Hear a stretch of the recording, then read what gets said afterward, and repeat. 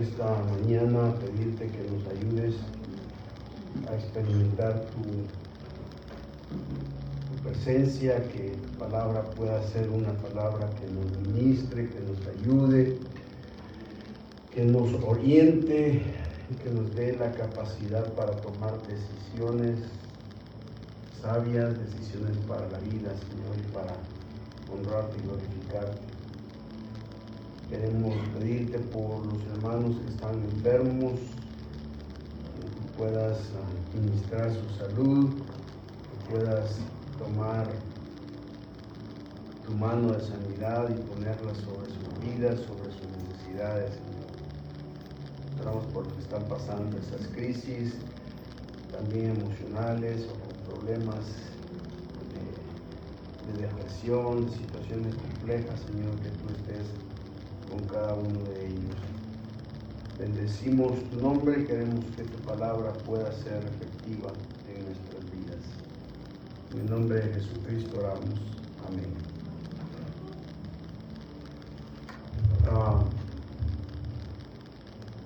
Como les he contado algunas veces, frecuento ir al parque que está en la colonia donde vivo a caminar y hacer ejercicio. Ya tengo más de año y medio de hacerlo, y a la hora que voy siempre encuentro las mismas personas caminando,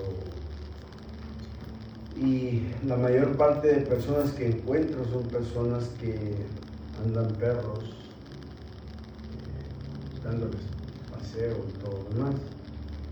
Y hay una señora que es perro todos los días, que tiene 3 perros grandes, o sea, tiene un husky, pero tiene otros que son bien grandes. Y ella primero saca uno y está un rato, y luego se va a la casa y saca al otro, y así a los 3 los va sacando uno por uno, porque si saca a los 3 no los puede dominar. Y cada uno de los perros tiene su propia, no sé si personalidad, sino su propia estilo, ¿verdad? Su perronalidad. Y hay uno que es bien grande y es el más fuerte de todos, y hay días en que me hace gracia ver a esta señora paseando el perro sujeto con una correa, porque a veces pienso que es el perro quien me está paseando a ella, porque la jala y la lleva corriendo, y el perro hace todo lo que le dé la gana, y la pobre señora apenas lo puede dominar. Pero un día estaba muy caluroso, y son de esos perros que tienen muchos pelos, y el perro se miraba que estaba con mucho calor, se estaba sofocando quizás del calor. Así es que en un momento determinado la señora lo llevaba, y de repente el perro se dejó caer en la grama y se tiró al piso, y se detuvo totalmente, había caído de panza pesadamente en ese pasto, y la señora comenzó a jalarlo, y no se levantaba, lo iba arrastrando y lo empujaba, y el perro estaba, de aquí no me muevo, ya no sigo. Y era bien chistoso ver a la pobre señora queriéndolo levantar al perro, y sin éxito.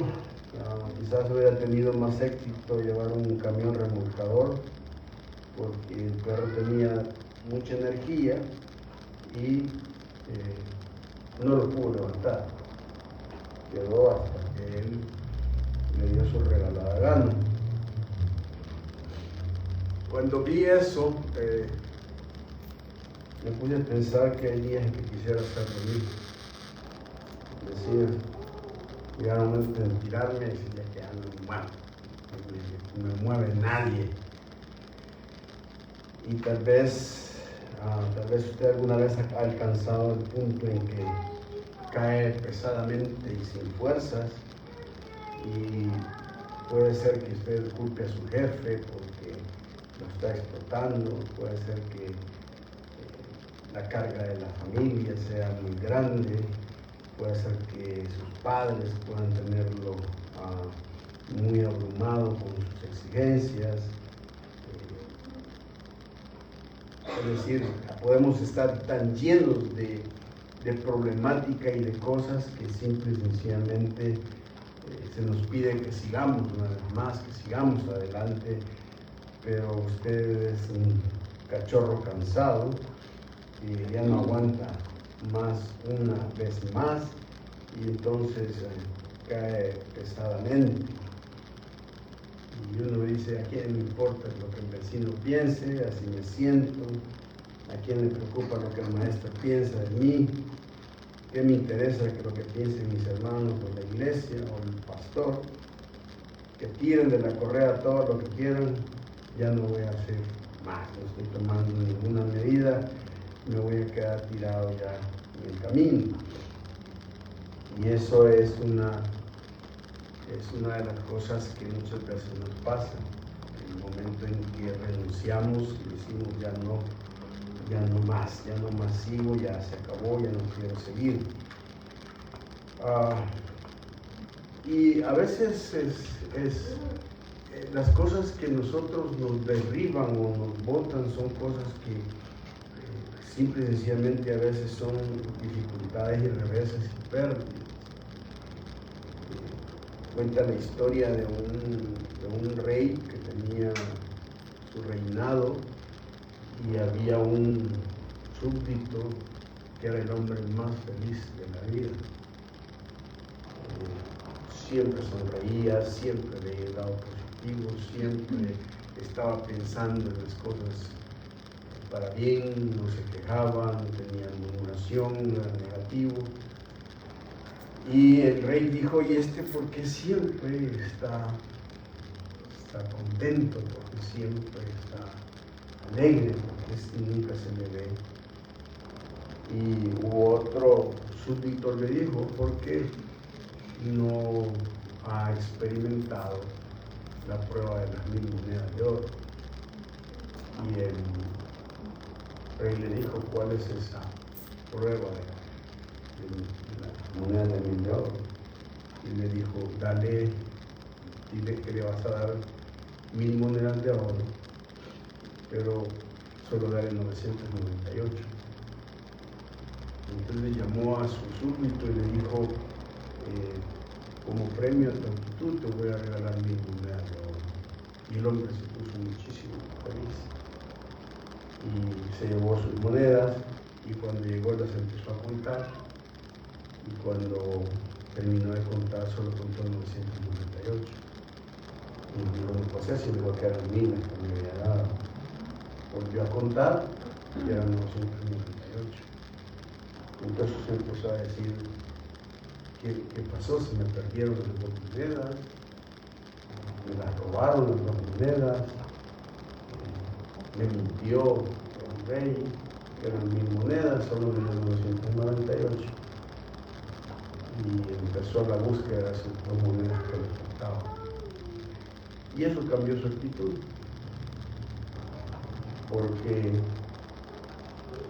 la actitud de él fue, no estoy feliz porque no tengo completo lo que me han dicho que me van a dar.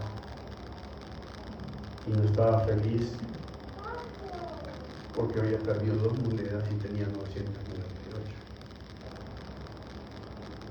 Y nosotros muchas veces somos así.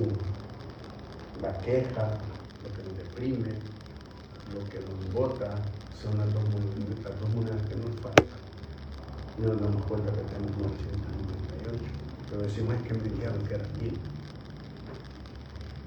Y eso es lo que hace que muchas veces todos pasemos por dificultades, pérdidas. Y el dolor siempre parte de la vida y con frecuencia se siente como algo tenebroso. Cuando nuestro cuerpo experimenta dolor, el dolor es feo, horrible, pero el dolor en realidad está cumpliendo una función. El dolor está cumpliendo la función de decirnos que algo malo está pasando en nuestro cuerpo. Y que sin ese dolor no estaríamos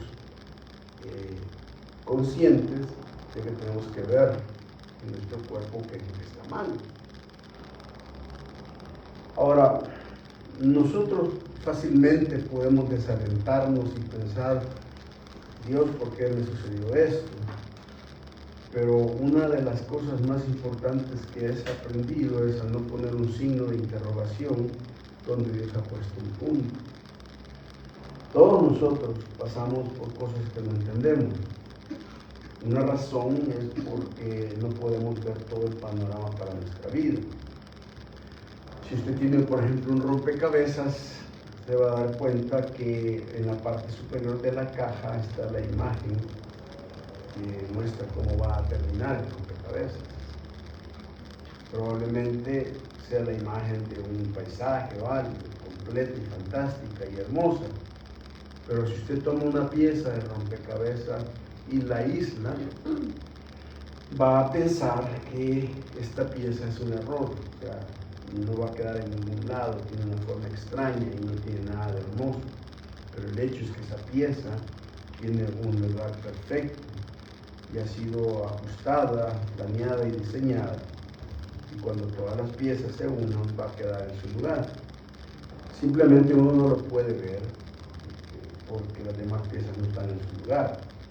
Pero en manera similar, las piezas de nuestra vida así son, ¿no? Algunas piezas de la vida no hacen sentido, dice esto no encaja en la vida. Perdí a un ser querido, pasé por un divorcio, estoy batallando contra el cáncer, mi negocio se hundió. Esta pieza, uno dice, no puede ser parte del plan de Dios. Y usted tiene que confiar incluso que en los momentos dolorosos, en los momentos en los que está sufriendo, cuando está solitario y está sometiéndose a un tratamiento médico, cuando en la superficie las piezas de su vida no hacen sentido, debe entender que Dios no comete errores, que de alguna manera Él ya diseñó su vida y colocó cada pieza para que pueda uno establecer que tiene un propósito. Ahora, la manera en que el dolor lo cambia a uno puede ser, depende de uno. O uno puede salir amargado o puede salir mejorado. O uno puede salir resentido diciendo, ¿y esto por qué sucedió? O puede salir más fuerte con mayor confianza en frente de Dios.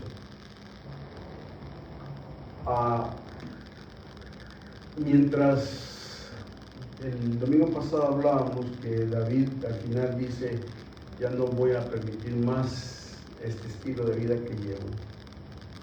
Y la única manera en que puedo salir de esta situación es buscando a Dios. Leímos en 1 Samuel que el versículo 9, versículo 6, termina diciendo, mas David se fortaleció en Jehová su Dios. 1 Samuel 30. Vimos el domingo pasado que parte de fortalecerse en Dios es buscar la palabra, buscar a las personas que pueden darme un consejo espiritual sabio. Busca a Abiatar, el sumo sacerdote, consulta a Dios y le pregunta a Dios si él va a perseguir a sus enemigos y si los va a poder alcanzar. Y Dios le dice, andale, los vas a alcanzar, los vas a perseguir y los vas a lograr. Y el versículo 9 dice, partió pues David, él y los 600 hombres que con él estaban, y llegaron hasta el torrente de Besor, donde se quedaron algunos. Y David siguió adelante con 400 hombres, porque se quedaron atrás 200, que cansados no pudieron pasar el torrente de Besor. Cuando David recibe la palabra de Dios, el hombre se fortalece y dice, ok, ya tengo una palabra de Dios y que me dice que voy a tener éxito. Entonces, en ese momento, cuando dice el versículo 9, partió David, la palabra se puede traducir mejor, se levantó David. La idea es que David dice, ok, ya no más postrado, agarró su espada y dijo, tengo palabra de Dios, tengo promesa de victoria, voy a ir a rescatar a mi familia. Les decía el domingo pasado que no hace ningún tipo de reunión con su ejército y les dice animarlos, a pedirles disculpas, a motivarlos. El hombre dice, si voy con Dios, yo solo puedo liberarlos. Y esa decisión y esa fortaleza que se ve en David contagió al resto de su gente, porque el texto dice que él se levantó y los 600 hombres decidieron seguir. Me imagino que la gente le habrá preguntado a David, ¿qué te pasó? ¿Qué buscaste a Dios? ¿Qué te dijo Dios? ¿Qué encontraste? Y David les dijo, Dios me ha prometido la victoria. Entonces la gente dijo, entonces si Dios te prometió la victoria, te vamos a seguir, porque vemos que tu corazón y tu rostro ha cambiado. Ahora estás lleno de la promesa de Dios y van a hacerlo. Sin embargo, a medida que la promesa de Dios se va desarrollando, de repente se enfrenta a que un gran porcentaje de su gente se cansa y se tira igual que el perro y dicen, ya no podemos hablar. Y una de las preguntas que me hacía es, porque dice que se quedaron, porque se quedaron más de 200 que cansados no pudieron pasar el torrente de Besor. Y me preguntaba, ¿qué tan cansado puedo estar yo que ni siquiera ya no quiero rescatar a mi familia? O sea, estoy tan cansado que simple y sencillamente abandono mis seres queridos. O sea, me doy por vencido ya con mi familia. Y no sé si ustedes entienden esto, que la gente dice, sé que mi mujer y mis hijos están capturados, pero yo no puedo ya hacer, ya, renuncio. Va a ser difícil, porque creo que uno, aún cansado y aún con muchas dificultades, la experiencia de ayudar a sus seres queridos es una experiencia que debe motivarlo a seguir adelante uno. Pero hay momentos en la vida de las personas que simplemente se cansaron de luchar ya por su familia. Llegaron al momento en que dijeron, ya me cansé, ya no voy a seguir. No tengo ya ánimo para cuidar más a los niños. Y estoy postrado, estoy cansado. La decisión de estos hombres es una decisión que afectaría mucho, porque se pueden ustedes imaginar que aquí vemos personas que tenemos esposas e hijos, y usted le quitaron a su esposa y a su hijo, y los que se fueron a rescatar a los demás, a sus propias familias, no solo rescataron a sus propias familias, sino que rescataron a todos. Y de repente cuando llegan a rescatar y todo, su esposa y su hijo le preguntan a la gente que lo rescató, mira, y mi esposo y mi esposa. ¿por qué no vino? ¿Cómo se sentiría usted como hijo y como esposa si ve que los otros están llegando hasta acá, su propia familia y su propio esposo, su propia persona a la que ama, no aparece, sino que dejó en manos de la protección de su vida en manos de otros?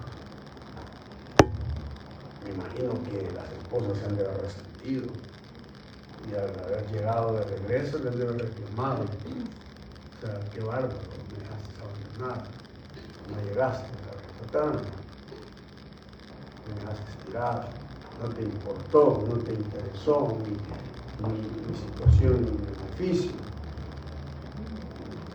Y tal vez usted lo que le pudo haber dicho es, mira, es que estaba cansado. Y probablemente muchas veces las personas les pueden dicho, es que no es excusa, porque se supone que debe dar todo por tu familia. Entonces ese cansancio que uno mira y uno encuentra que cuando nosotros llegamos al cansancio espiritual en la vida y estamos en esas luchas de fatiga, de derrota,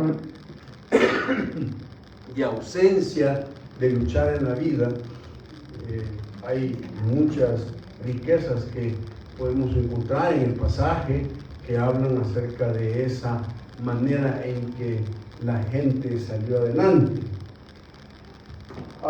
La primera cosa, la primera gran riqueza que encontramos en tiempos de cansancio, en tiempos de derrota, en tiempos de desánimo, tiene que ver con que necesitamos de parte de Dios. Dios siempre está dispuesto a darnos una nueva vitalidad. Dios tiene la capacidad de darnos la fuerza que va más allá, es decir, la capacidad que Dios nos da para poder seguir adelante. Hay cosas que no las vamos a poder hacer en la propia carne, sino que tenemos que pedirle a Dios que nos dé la fuerza para hacerlo. Y ustedes se dan cuenta que David dice que él se levanta y comienza a hacer acción dinámica que implica recobrar sus fuerzas. Y David había pasado por las mismas experiencias. Ahora, ¿por qué estaban cansados? Bueno, ellos habían viajado de la ciudad de Afec, que era donde nos habían echado los filisteos, habían viajado a Ciclag, su ciudad. Del lugar de Afec a Ciclag habían casi 100 kilómetros de distancia. Cuando llegaron caminando desde el lugar de los filisteos hasta su casa, iban con la idea, bueno, vamos a llegar a casa, a descansar, a relajarnos y todo, y cuando llegan a su casa se dan cuenta que está totalmente destruido todo. Entonces ellos dicen, ¿qué pasó aquí? Y por eso entran en una gran crisis.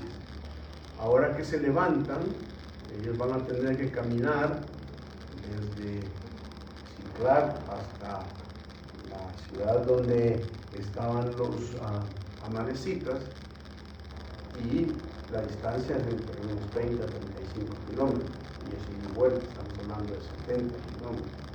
En ese sentido, esta gente ha caminado casi 200 kilómetros. Y además de eso, han venido luchando y peleando desde hace mucho tiempo. Entonces, la vitalidad que ellos traían se estaban bien caídos. O sea, estaban cansados. Pero lo que uno mira en David es que él está bajo las mismas circunstancias porque ha hecho la misma jornada que han hecho todos sus compañeros. Sin embargo, de repente David dice que se pone de pie y dice, debo echar ganas. Y la forma en que David se da y le da, ¿cómo se llama?, fuerza para salir adelante, es porque Dios le dice, te promete una victoria. Y lo que hace en la vida de David es que al final David empieza y recibe una esperanza profética en su vida. Le dice a David, si le echas ganas todavía, vas a tener éxito. Yo creo que una de las cosas que muchas veces nos paraliza y nos desanima y nos estanca y nos hace caer desanimados es porque simple y sencillamente no tenemos un propósito de Dios específico para una victoria en nuestras vidas. Es porque Dios simple y sencillamente no es parte de la ecuación de lo que Él quiere que va a pasar en un futuro. Y entonces estamos pensando más en términos de situaciones humanas que pensamos que esas son las situaciones que nos van a sacar adelante.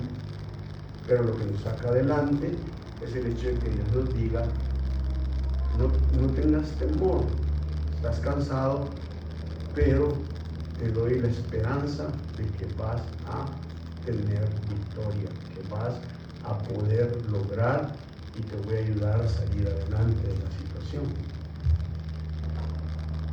Vea usted un cristiano sin esperanza y él ve un cristiano derrotado, un cristiano que solo sobrevive a la vida.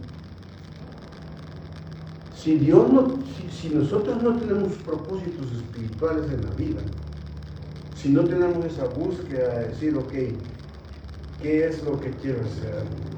Porque note que lo que está haciendo David en realidad, él está luchando por su familia, por su gente. Y no es tanto quizás por lo que ha perdido económicamente, sino que David dice, el enemigo me ha robado mi familia, me la ha quitado, la ha llevado a otra dimensión. Y es muy fácil sentirse uno derrotado al no ver esperanza en el desarrollo de una familia que uno tenía la expectativa de que iba a tener el éxito. Entonces, ¿qué hace Dios? La única manera en que nosotros podemos sobrevivir a la protección y el rescate de nuestra familia tiene que ver con el hecho de buscar a Dios y pedirle que nos muestre cuáles son las decisiones espirituales que debemos tomar con respecto a nuestras familias. Y la decisión que Dios le dice es, mira, la decisión que quiero que hagas es que pelees por ellas. Y si peleas por ellas, yo te voy a respaldar y te voy a ayudar. Hoy vivimos familias abandonadas, gente que ha dejado tirado a sus familias. Tenemos en nuestros hogares hijos e hijas que pues, tal vez hemos perdido la esperanza, ya no decimos, se acabó, ya no sé qué hacer con esta persona, con este hijo, con esta hija. Y uno puede perder la esperanza y al perder la esperanza sentirse mal y avergonzado y atado y postrado. Pero si yo busco a Dios de corazón y le pido la vitalidad para que me dé la sabiduría para ver cómo Dios puede actuar en la vida de mi hijo, es bien importante hacerlo. Porque ¿saben qué? Cuando un hijo o una hija para nosotros es un caso perdido, un caso sin esperanza, hermanos, nosotros no podemos hacer nada como personas. El único que puede hacer las cosas es Dios. Y hay que tener mucho cuidado porque muchas veces nosotros queremos que Dios arregle las cosas de nuestros hijos, pero metemos mano porque no nos gusta que a veces algunas de las cosas que va saliendo con ellos es que les va a doler. Y entonces como padres alcahuetos hacemos como la mamá de Esaú y Jacob, cuando le dice Jacob, mira, pero si yo hago esto, mi padre me va a maldecir si lo engaño. Y la madre le dice, no te preocupes, su maldición caiga sobre mí. La idea, yo soy super mamá, me pongo enfrente de lo que te va a tirar tu papá, y como madre linda, acepto tu traición, acepto tu engaño y tu mentira, pero yo recibo lo que te va a pasar a vos. Si nosotros queremos que realmente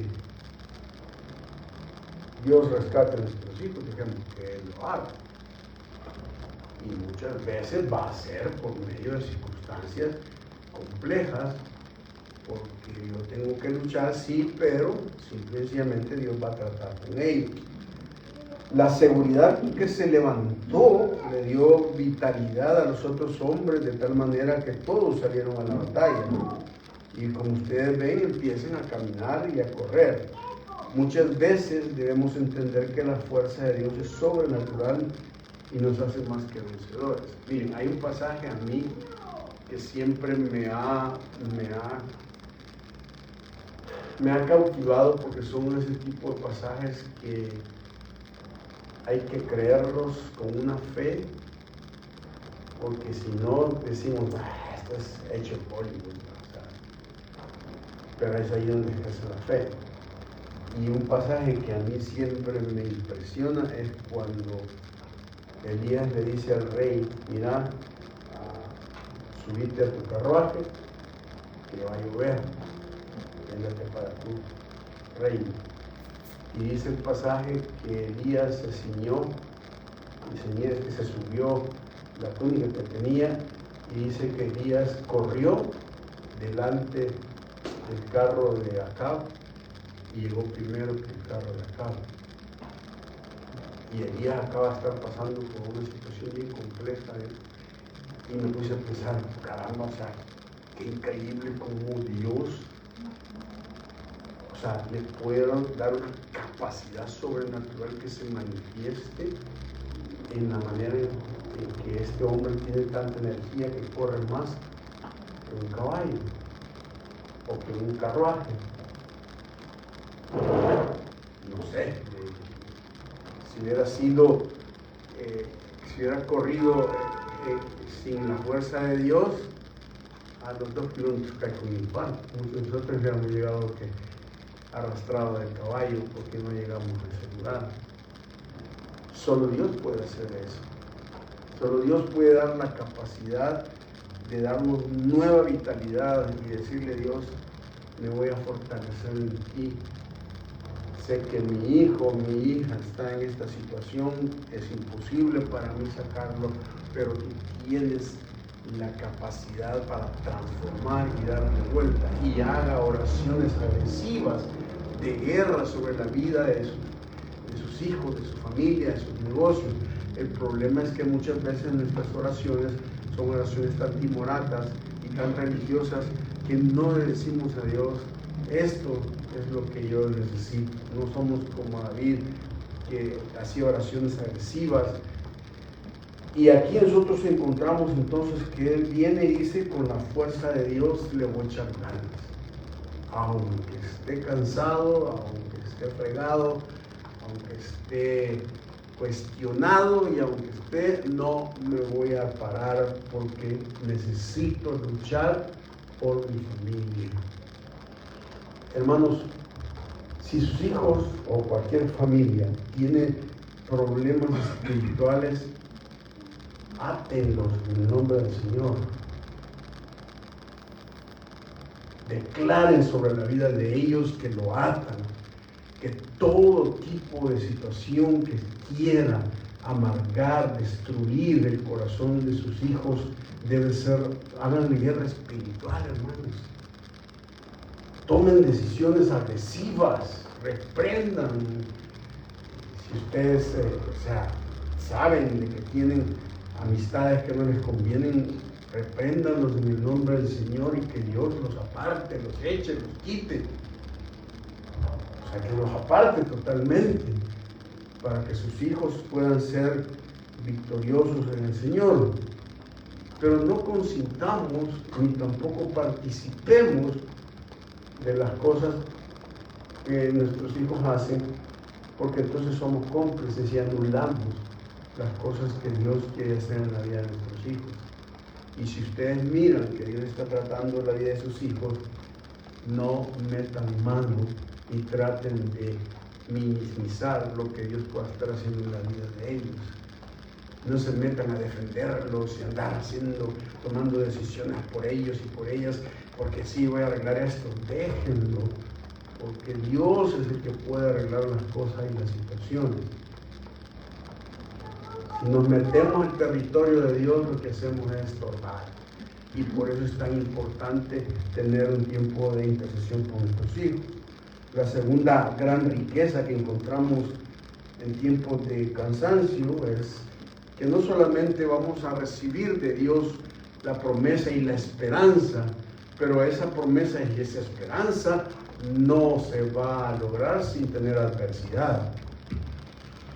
Dios nos da la vitalidad, pero va a haber adversidad. Observe que el texto dice ahí: partió pues David, versículo 9, de él y 600 hombres que con él estaban, y llegaron hasta el torrente de Besor, donde se quedaron algunos. Y luego más adelante dice: porque se quedaron atrás 200, que cansados no pudieron pasar el torrente. Es bien interesante que la mayoría de veces cuando Dios quiere hacer algo por nosotros, siempre le va a meter a disminuir los recursos en los que confiamos. Siempre va a hacer algo que nos va a desestabilizar de tal manera que al final no nos quede más que confiar en Dios, porque cuando David va y todos llegan al torrente y el río el lugar es un lugar muy bonito, los cuates llegaron ahí y vieron la grama, el agua y todo lo demás, se acostaron y dijeron: ya no seguimos, ya no podemos seguir, vamos a quedar aquí. Y David, como líder, dice: ¿y cuántos se van a quedar? Se van a quedar 200. Le reduce a 400 su ejército con el que se va a enfrentar. Cualquiera se desanima, ¿no? Es decir, cualquiera dice: estoy emproblemado con esto y me reducen el salario, estoy emproblemado con esta situación, endeudado y con estas cosas, y resulta que lo que a mí va a salir, Dios no me sale, sino que al contrario tengo que gastar más, o tengo que hacer tal cosa, debería hacer tal cosa y estoy enfermo, y Dios me va quitando y se va quedando atrás en lo que confío, en lo que realmente depende mucho de mi vida. Y eso es bien importante, porque miren, si ustedes dependen de los humanos y de los recursos y las circunstancias que los humanos poseen para salir adelante, van a tener grandes decepciones, porque cuando nosotros solo confiamos en los seres humanos nos abandonan. Y sea quien sea al que yo confíe todo, pero siempre vamos a tener el problema de que el ser humano es tan inestable que muchas veces cuando lo necesitamos, muchas veces vamos a ser abandonados. Y ellos dicen: nosotros ya no podemos seguir. Y David pudo haber pensado: y entonces ahora con 400 se me reducen mis recursos, ¿qué voy a hacer? Pero noten que ustedes que David simple y sencillamente no está pendiente de cuántos va a llevar, cuántos están. ¿Por qué? Porque dice que él se fortaleció en Jehová su Dios. Él ha llegado el momento en pensar que se queden los 600, me vale, porque mi confianza no está en los 600, ya lo demostraron. Hace 6 horas me querían apedrear, me echaban la culpa, ahora otros se quedan cansados, me dicen: ya no te acompañamos porque ya no podemos. Entonces David dice: ¿por qué confiar en todo esto si al fin y al cabo es tan inestable y tan volátil el ser humano? ¿Y por qué? Porque David dice: yo no.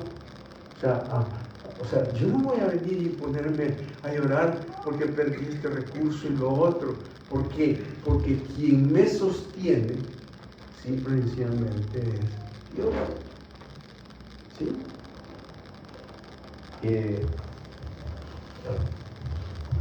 En este periodo de esta crisis que yo he pasado, perdí mi trabajo, tuve que renunciar.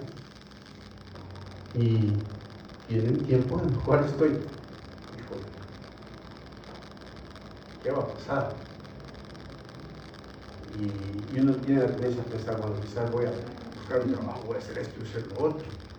Pero si la circunstancia a la que te lleva es Dios quien te va acorralando para enseñarte cosas, ningún recurso humano va a servir, porque es Dios quien tiene que sostenerlo. ¿Sí?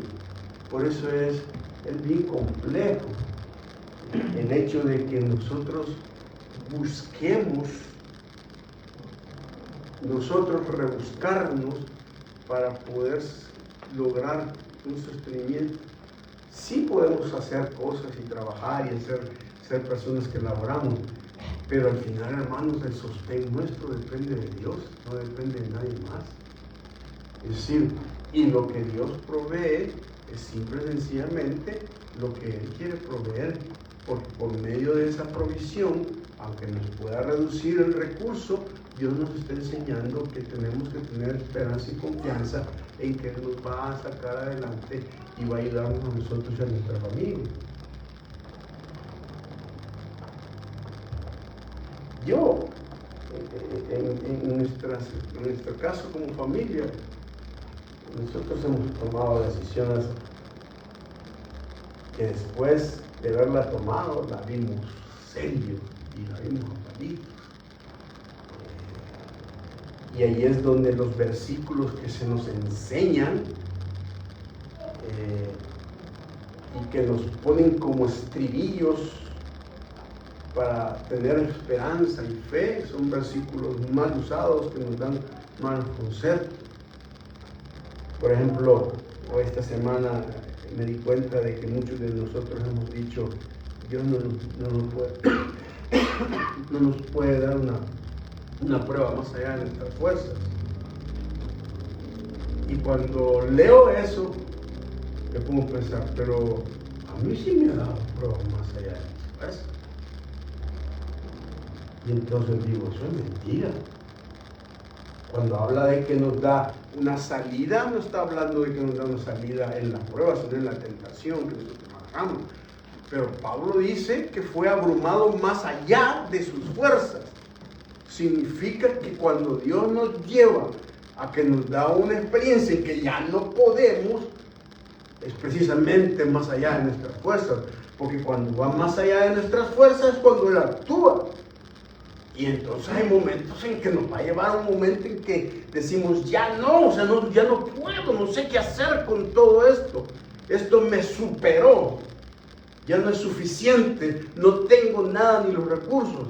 Entonces Dios dice, te tengo en mis manos. ¿Por qué? Porque cuando ya te das cuenta que tus fuerzas no pueden, que es más allá de tus fuerzas, entonces yo voy a trabajar para que tú puedas salir adelante. David se encuentra en este momento en el que dice, mire, esta cosa ya va más allá de mi fuerza, ya perdí 200 hombres más. Pero ¿qué hace David? Observe lo que hace David.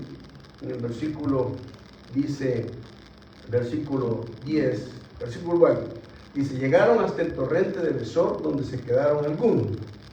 Y luego el versículo 10 dice, ¿y David qué dice? ¿Qué dice ahí? Y adelante. Siguió adelante. David no se queda diciéndoles, qué mala onda ustedes, o sea, qué bárbaro, cómo me abandonan, o sea, cómo en este momento ustedes toman una decisión. Ahorita nos están fregando todo el ministerio, si ustedes se quedan, los necesitamos. Y dice, bueno, si querés, bien, si querés o no querés, está bien. ¿Por qué? Porque no te necesito. Al que necesitas a Dios. Si querés participar, participas. Si no, no te voy a rogar. ¿Por qué? Porque no soy yo quien te va a levantar. Si vas a venir, sé y obedecer y buscar a Dios. Si te querés quedar, quédate. Ahora, la cuestión es que David no solamente dice, yo voy a echarle ganas y voy a seguir adelante. Si me están haciendo, no me van a parar. El problema es que toda la vida el enemigo quiere pararnos, quiere detenernos, quiere estancarnos, y David simplemente dice, yo sigo adelante.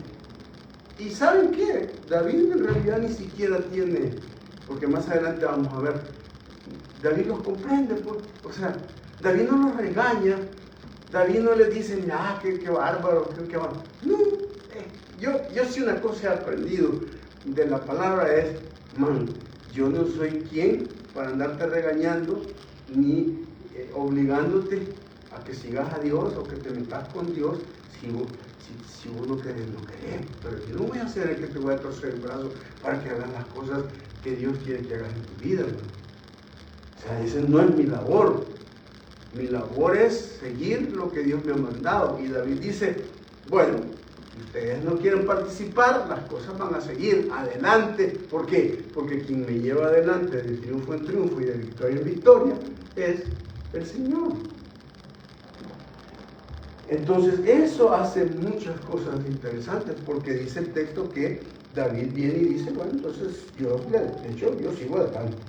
Y dice que con él se fueron 400. Entonces, Dios nos puede dar fuerza, pero también debemos entender que no va a ser fácil, porque Dios quiere desarrollar nuestro carácter y quiere ver nuestros problemas, nuestros dilemas, la manera en que podemos meternos en esa perspectiva. Ahora, vean esto. Entonces viene y David dice, ok, ya se quedaron 200, pobrecitos, están cansados, que se queden ahí. Yo sigo adelante. Dice que camina y de repente, de la vitalidad a la adversidad, David empieza a ver señales de la fidelidad de Dios en su vida. Y esas señales son las señales que son las que nos animan y dicen, vas por buen camino. Estoy cuidando tu camino, estoy cumpliendo, solo estoy esperando que me creas, que sigas caminando, a que no te estanques, a que no retrocedas, a que no pongas excusas, sino que sigas caminando. ¿Y qué hace? El versículo 11 al 15 dice, en versículo 11, y hallaron en el campo a un hombre egipcio, el cual trajeron a David y le dieron pan y comió y le dieron a beber agua. Y le dieron también un pedazo de masa de higos secos y 2 racimos de pasas. Y luego que comió, volvió en él su espíritu, porque no había comido pan ni bebido agua en 3 días y 3 noches. Y le dijo David, ¿de quién eres tú y de dónde eres? Respondió el joven egipcio, yo soy siervo de una amalecita, y me dejó mi amo hoy hace 3 días porque yo estaba enfermo. Pues hicimos una incursión a la parte del Negev, que es de los Ereteos y de Judá, y al Negev de Caleb, y pusimos fuego a Siclag.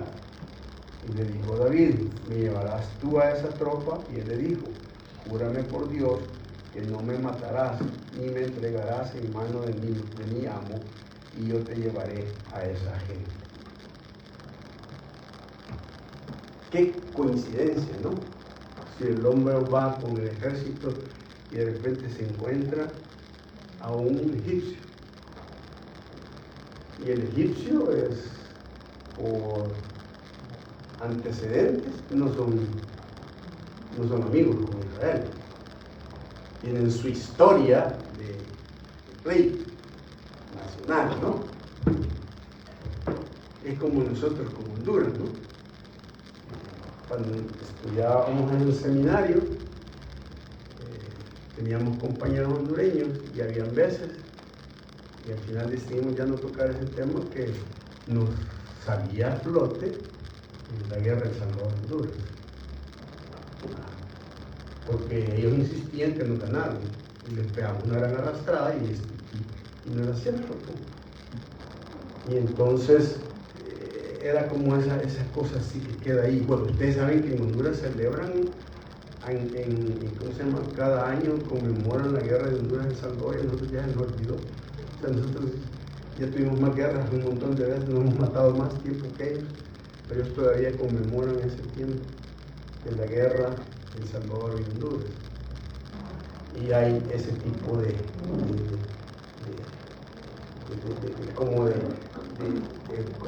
aspectos nacionales. Ustedes, cuando estuve en un programa en Estados Unidos, los pakistaníes y los de la India tampoco son, eran los mismos hermanos en Cristo, pero se sentía la tensión, porque hay una tensión entre ellos de ancestros, de muchas cosas. Sin embargo, Dios viene y va a usar a alguien que vos considerás que es tu enemigo. Ahora, miren, ¿cómo se llama? Qué contradicción, ¿no? Qué paradoja. Los que son tus amigos son los que te quieren apedrear. Y los que son tus enemigos son los que te van a ayudar. ¿Y saben por qué? Porque es la manera en que Dios nos demuestra lo paradójico que es Dios en su trato con nosotros.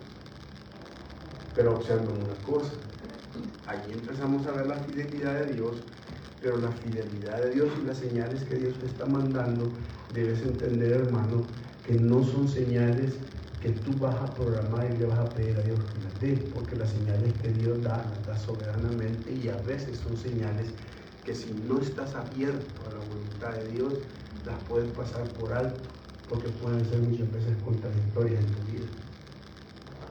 Y eso es lo que podemos ver, porque nosotros esperamos que Dios haga la obra así como yo quiero, pero de repente Dios te manda una cosa que es totalmente contraria a lo que estás pensando y a lo que Dios quiere dar, a lo que esperarías que Dios viene, y a través de eso lo que hace es dar una cosa totalmente diferente. Pero observen una cosa, David mira a este hombre, y esto es algo que aquí sí David cae bien, aquí sí cae bien David, porque David lo primero que ve en este hombre no es alguien que está ahí para usarlo, no está ahí para su beneficio solo, sino que David ve a este hombre como alguien con dignidad que necesita ayuda.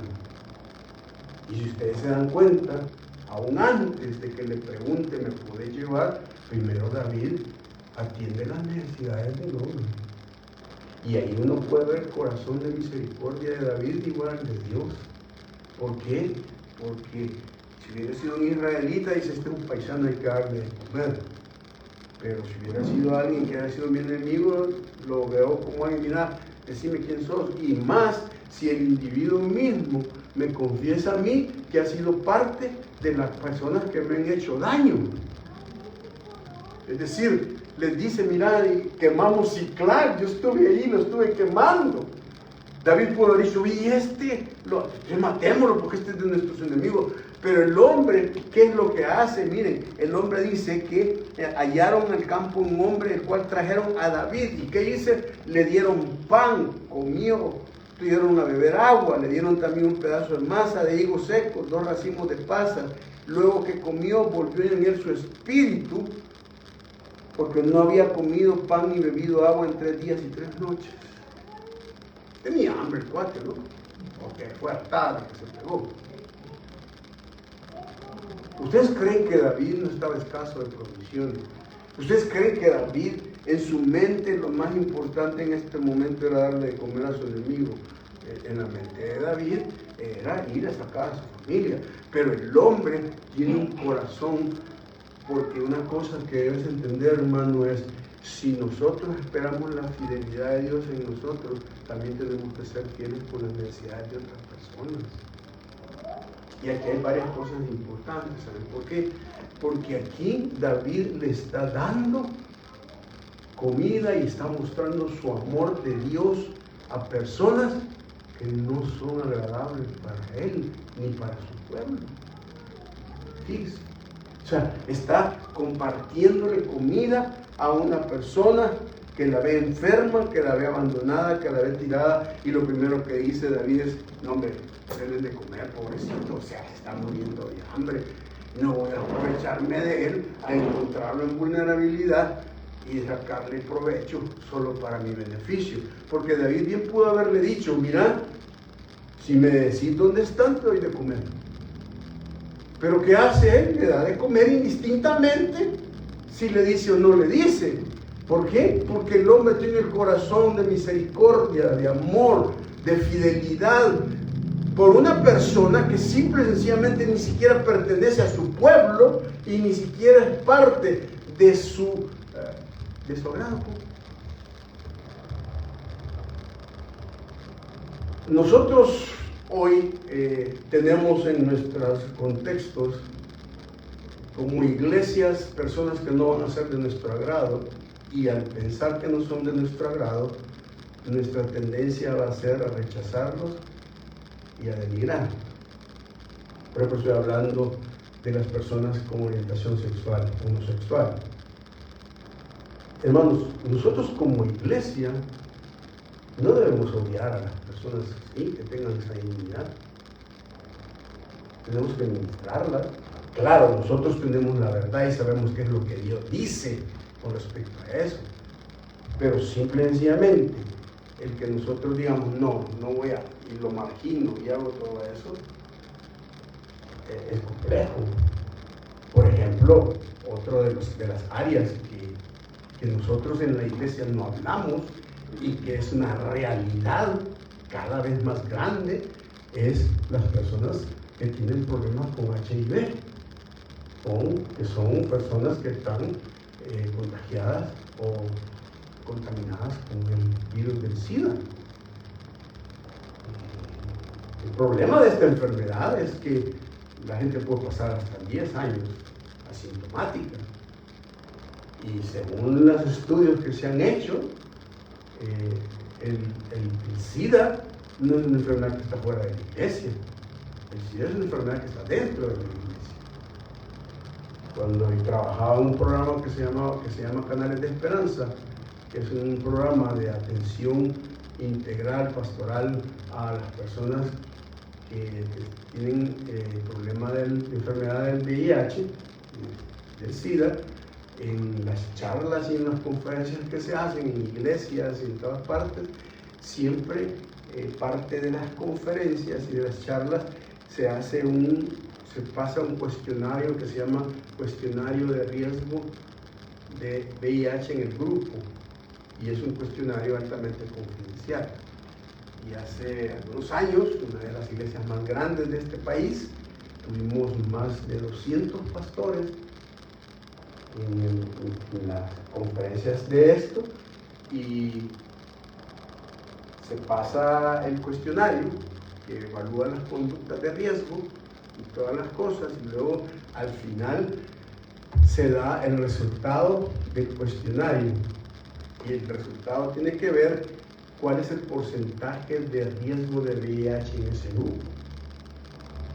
Y este grupo de pastores, cuando se pasó todo el cuestionario y todo lo que se hizo, al final el cuestionario reflejó que había un 46% de probabilidades que ese grupo estuviera problemas de VIH. Y estamos hablando de pastores. ¿Por qué? Porque este tipo de conceptualización sexual está metido dentro de todo esto, y la gente solo dice, no, eso está allá afuera, no está en la iglesia. No, señores, está dentro. Lo que pasa es que está encubierto, está metido, y tiene una serie de cosas importantes. Y lo que hacemos es marginar. Yo conozco a un pastor de una iglesia aquí en Santa Tecla, que una hermana se casó con un haitiano, y este haitiano era VIH positivo, y le pasó la enfermedad, y la hermana murió de SIDA, murió de todas las enfermedades. No se la muere, decía, se muere de las enfermedades oportunistas del problema del autoinmune, de las defensas. Ella murió, y el pastor sabía exactamente que había muerto de eso porque lo había ministrado. Vino él y la hermana era miembro fundadora de la iglesia y pidió que la velaran en la iglesia.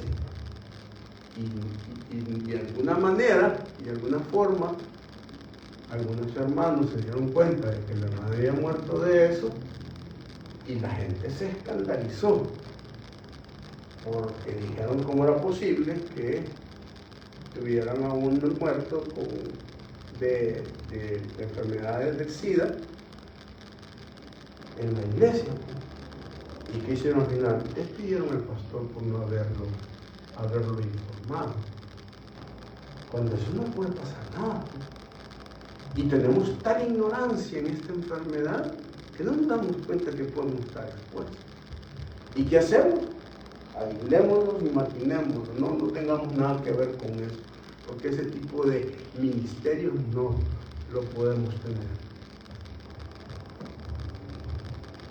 Son lugares y personas que las encontramos y que están necesitadas de ser ministradas, aunque no nos guste.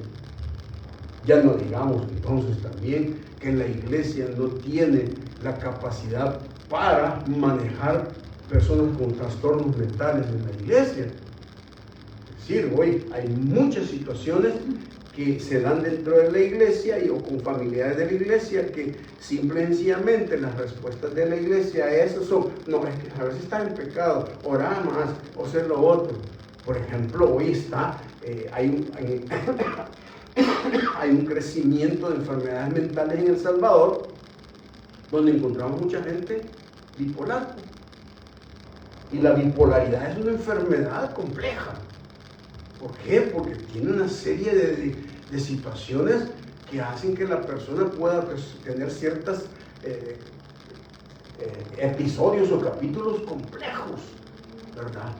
Y depresiones, ansiedades, personas que están altamente deprimidas, ansiosas, personas que tienen insomnio, que no duermen, que todo eso.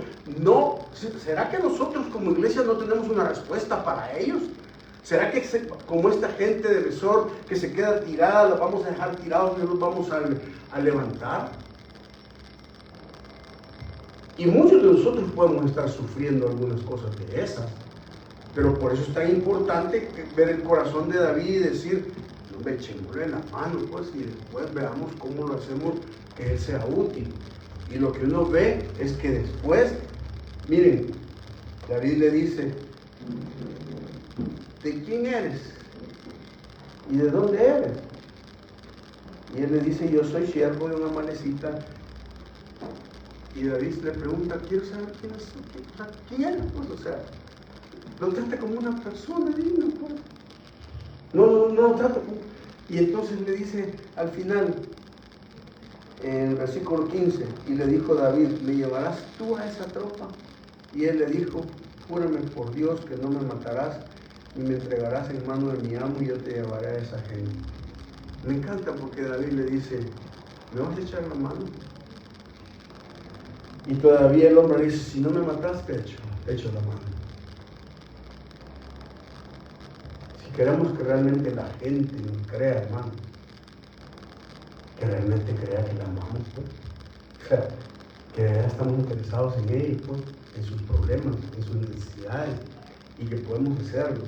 Ahora, una de las cosas que es curioso es que si ustedes se dan cuenta, Dios está utilizando este tipo de cuestión, y lo que hace David es que viene y es increíble cómo Dios va haciendo fidelidad en la vida de esta persona, en la vida de David, que dice que el hombre los lleva, y mire, dice el versículo, y los llevó, versículo 16, pues, y aquí que estaban desparramados sobre toda aquella tierra, comiendo y bebiendo y haciendo fiesta, por todo aquel gran botín que habían tomado de la tierra de los filisteos y de la tierra de Judá.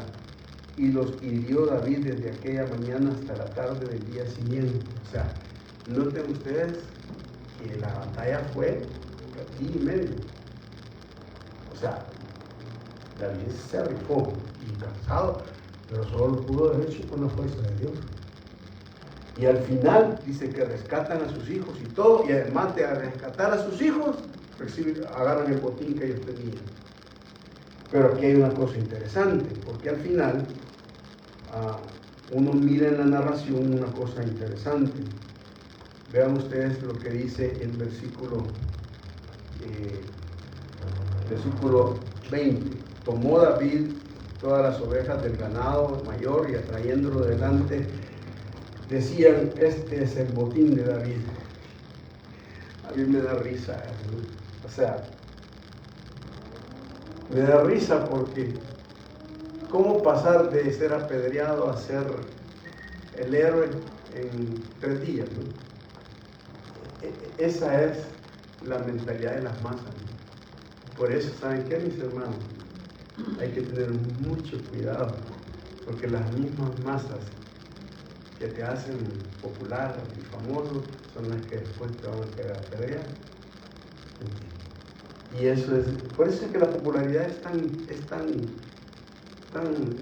sutil, pues tan efímera, tan volátil, que no se debe uno confiar, porque, o sea, de repente cambia. Ahora es el tipo, el botín de David. Y observen lo que dice. Y vino David, versículo 21, a los 200 hombres que habían quedado cansados y no habían podido seguir a David, a los cuales habían hecho quedar en el torrente de Besor. Y ellos salieron a recibir a David y el pueblo que con él estaba. Y cuando David llegó a la gente, les saludó con paz. Y oiga esto, entonces todos los malos y perversos de entre los que habían ido con David respondieron y dijeron: porque no fueron con nosotros, no les daremos del botín que hemos quitado, sino a cada uno su mujer y sus hijos, y que los tomen y se vayan. O sea, no aprenden nada. O sea, Dios les ha dado la victoria, David los ha llevado, los otros estaban con problemas, y cuando regresan, la actitud de esto, y la palabra nos dice malos y perversos. Dicen, no, o sea, ustedes por haraganes y porque nos abandonaron, se quedaron ahí acostados mientras nosotros nos rifamos la vida, ustedes no tienen derecho a nada. Así que agarran a su esposa, a sus hijos y se acabó. No les vamos a dar nada. O sea, son sus hermanos. Pues. ¿Saben qué significa eso? Significa que hay muchas personas que se enojan porque hay otros creyentes que se cansan y quedan postrados y están sin fuerza. Y que lo que hacen en lugar de levantarlos y darles ánimo es regañarlos y dañarlos más. O sea, la manera en que lo hacemos es bien complejo. ¿Por qué complejo? Yo he pasado por tiempos de depresión, he pasado por tiempos de angustia, de temores, de luchas espirituales, y lo que hacen las personas, en lugar de acercarte y estar contigo y decirte, dale, te vamos a ayudar y te vamos a echar la mano, lo que hacen es, hermano, pero saber qué es lo que es que usted no está diezmando, es que usted debería orar más, es que usted, yo no lo miro en los cultos, es que usted debe estar más cerca de Dios, es que mire, un cristiano no se deprime, no, eso jamás puede hacer, ni jamás tiene que ir a un psiquiatra, no, porque eso no es de Dios, eso es ser carnal, y lo que hacen es que los que están postrados y cansados, en lugar de ser reanimados y levantados, lo que hacemos es aplastarlos más, ¿me entiendes? Aplastarlos más, y a veces ni siquiera sabemos exactamente lo que la otra persona está pasando. ¿Y qué hace David? David les dice a la gente ahí, miren lo que les dice el versículo 23. David dijo: no hagáis eso, hermano mío, de lo que nos ha dado Jehová, quien nos ha guardado y ha entregado en nuestra mano a los merodeadores que vinieron contra nosotros, y quién os escuchará en este caso, porque conforme a la parte del que desciende a la batalla, así ha de ser como a la parte del que queda con el bagaje, les tocará parte igual. Desde aquel día en adelante fue eso por ley y ordenanza en Israel hasta hoy. Miren, me encanta porque David dice, no hombre, ¿qué le pasa? Y aquí hay un principio bien interesante. ¿Saben cuál es? El principio es que David dice, miren, primero, todo lo que tenemos aquí no lo hemos ganado nosotros, nos lo ha dado Dios. Por lo tanto, no es de nosotros, solo somos administradores. Y como administradores, tenemos que darle a los hermanos que se quedaron cansados. ¿Por qué? Porque son humanos. tienen sus límites. Llegaron un momento en que ya no pudieron, no podemos condenarlos por eso. Y además dice, ellos se quedaron cuidando todo lo que eran los implementos y todo. Y entonces David dice, como el que va a la batalla, como que el que se queda atrás cuidándonos las espaldas, cada uno va a recibir igual, porque Dios es justo con ellos. Y saben lo primero que se me vino a la mente. Nosotros venimos de un contexto de varias iglesias donde hablan de misiones. Y en las iglesias se da una tendencia a hacer ver que el que va al campo misionero es el héroe, es el tipo que wow, que se la rifa. Y la mayoría de las veces que hacen todos esos viajes allá, van de turistas y van allá a los lugares donde los no alcanzados, y siempre me he preguntado por qué dicen los no alcanzados, porque me da la impresión de que piensan que Dios no está allí, que Dios no los ha alcanzado, si Dios está allí cuando ellos llegan. Cuando dicen a los no alcanzados, están diciendo a los no alcanzados por mi iglesia o por mi denominación, pero esos no están alcanzados. ¿Por qué? Porque Dios está en todas partes y están ahí. Y entonces van, y luego las grandes motivaciones es que regresan a las conferencias y entonces se visten con los trajes que son de Marruecos, de los tuaregs y de esto y lo otro, y nos vienen diciendo en marroquí, esta palabra significa tal cosa, así es la comida de tal cosa, y esto y lo otro, y aquello, y dicen, ay, para que se convierta una persona, para eso es terrible, porque no es como aquí, qué bendición, que por miles se convierten, y hacen ver que los que saltan el charco son la mamá de Tarzán, son los grandes héroes, y los reciben como que si fueran, la última Coca-Cola en el desierto.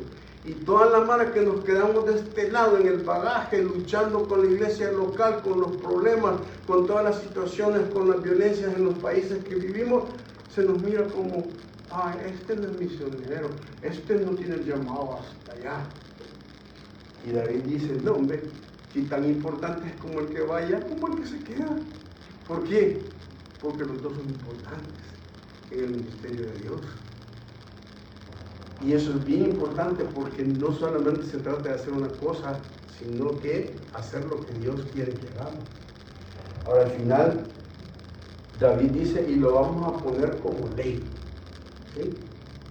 Y es curioso pues porque lo que vienen diciendo es que ya cuando van a Europa aprenden a tomar vino allá y a contextualizarse a la cultura y a hacer todas las cosas que hacen en la cultura allá. Y cuando regresan aquí vienen hablando con las tetas, diciendo y todo más que vosotros aquí y este en San Martín nació, pues, y me vienen diciendo aquí, o sea, perdón si hay alguien de San Martín, pero sí, o sea, y me vienen diciendo aquí que vosotros compañeros, o sea, y depende del país donde va, pues, ¿me entiendes? O sea, nos viene impresionando con todo lo que es el gran misionero. Y vayan a preguntar cuál es la obra que han hecho, pues, porque nadie les evalúa, pues nadie va a hacer una evaluación de lo que hicieron. Pero esos son los grandes héroes, pues.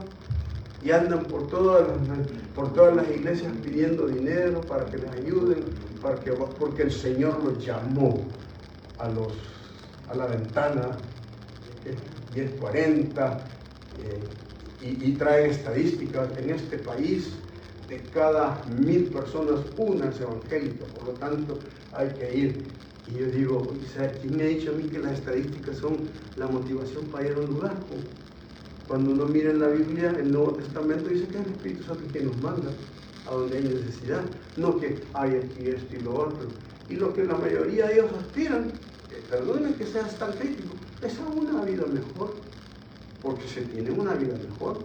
Sus hijos terminan estudiando en las mejores universidades, en los lugares donde van a escuelas especializadas. Los misioneros que vinieron a este país, a estos países de Centroamérica, no viven en colonias como las que vivimos nosotros, viven en las colonias altas. Y muchos de esos misioneros, ¿saben qué hicieron? Cuando vinieron a nuestros países, como vieron que sus hijos venían con ellos, no los pusieron en los colegios, sino que formaron sus propios colegios, ¿no?, americanos, gringos, para poner a sus hijos ahí, para que no se ensuciaran con los hombres de barro. Entonces, ¿qué? Patria libre o morir. No es cierto. Entonces, el punto es que David dice, no, el que se va como el que se queda, ¿qué? Son iguales, tienen lo mismo, tienen que recibir la misma victoria para Dios. La única manera en que te dicen que te quedes de este lado es que le mandes plata. Porque unos dicen, es que puedes participar haciendo misiones si estás mandando, porque si mandas, tú estás representando con los dólares allá. No es cierto, eso no es cierto. Lo que vemos aquí es la verdadera justicia y equidad. Hermanos, tenemos cansancio espiritual, Dios puede fortalecernos, pero solo Él puede sacarnos adelante, pero debe hacernos crecer en carácter y en dadivosidad. Así es que, hermanos, pensemos cómo nosotros Dios puede fortalecernos y sacarnos adelante. Vamos a orar. Padre, queremos darte las gracias por tu palabra, queremos bendecir tu nombre, Señor. Ayúdanos a tener un corazón renovado en ti, fortalecido en ti, Señor. A veces tenemos un corazón demasiado discriminatorio, Señor. Ayúdanos a poder ser luz, sal en medio de una sociedad que nos necesita. Bendecimos tu nombre, Señor, y danos esa fuerza. En el nombre de Jesús. Amén. Amén.